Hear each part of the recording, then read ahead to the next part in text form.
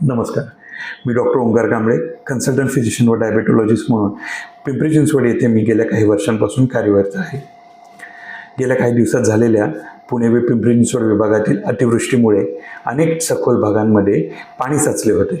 या साचलेल्या पाण्यामध्ये डासांची उत्पत्ती होऊन येत्या काही काळामध्ये आपल्याला डेंग्यू, चिकनगुन्या किंवा मलेरिया यासारख्या आजारांना सामोरे जावं लागू शकते. या आजारांसंदर्भात माहिती व यांच्या संदर्भातील ज्या प्राथमिक उपाययोजना आहेत या संदर्भात आपण सविस्तर चर्चा करणार आहोत. तर डेंग्यू, चिकनगुन्या व मलेरिया हे तिन्ही आजार हे वेगवेगळ्या प्रकारच्या डासांच्या प्रजातींमुळे होणारे आहेत. तर हे डासांची उत्पत्ती साचलेल्या पाण्यामध्ये होते.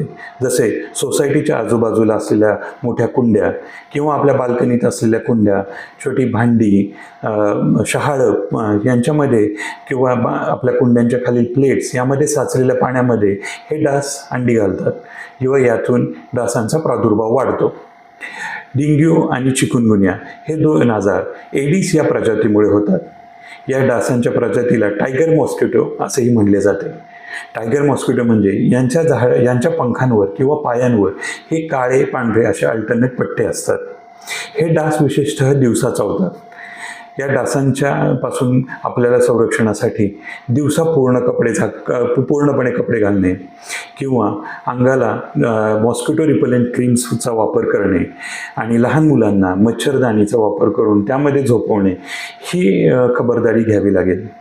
तसेच डेंग्यूच्या आणि चिकनगुन्याच्या या प्रामुख्याने जाणवणाऱ्या कॉमन लक्षणांमध्ये थंडी वाजून ताप येणे, डोकंदुखी असणे, डोळ्यांच्या मागे दुखणे किंवा अंगावर रॅश येणे या प्रकारचे कॉमन सिम्पटम जाणवतात. चिकनगुन्या आजारामध्ये विशेषतः गुडघेदुखी, सांधेदुखी हे प्रामुख्याने तापासोबत प्रामुख्याने हे सिम्पटम्स असतात.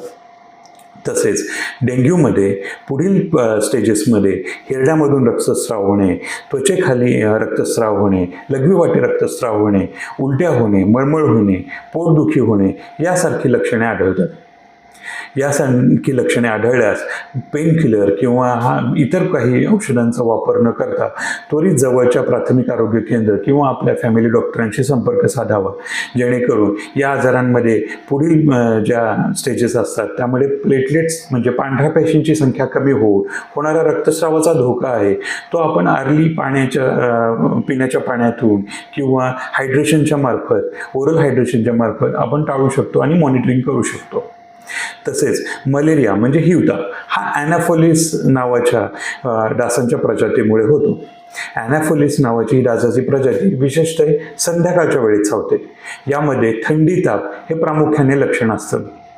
तर या प्रकारची सर्व लक्षणे आढळल्यास आपल्याला त्वरित आरोग्य केंद्राला किंवा आपल्या फॅमिली डॉक्टरांशी संपर्क साधून त्याबद्दल आवश्यक असलेल्या टेस्ट किंवा आजाराशी संलग्नित काही ट्रीटमेंट घेण्याची गरज असते. लवकर आपण ह्या आजारांना अटेंड केल्यास त्यांपासून जास्त धोका असण्याची संभावना खूप कमी होते. त्यामुळे या आजारांच्या साथीमध्ये आपण आपल्या आजूबाजूच्या परिसराची स्वच्छता पाळणे तसेच आपल्या आजूबाजूला जेव्हा हे पाणी साचलेलं असतं त्यासाठी एखादा कोरडा दिवस पाळणे, म्हणजे त्या दिवशी आपल्या कूलरमधले पाणी, आपल्या भांड्यांमध्ये जमलेले पाणी, आपल्या पॉट्समध्ये जमलेले पाणी हे काढून ह्या डिशेस या सगळ्या पूर्णपणे कोरड्या करण्याची गरज असते. आपण जर प्रिव्हेन्शन केले आणि ह्या आजारांबद्दल माहिती ठेवली तर ह्या आजारांची साथ रोखण्यास आपल्याला मदत नक्कीच होईल. त्यामुळे सतर्क राहा आणि हेल्दी राहा. नमस्कार. धन्यवाद.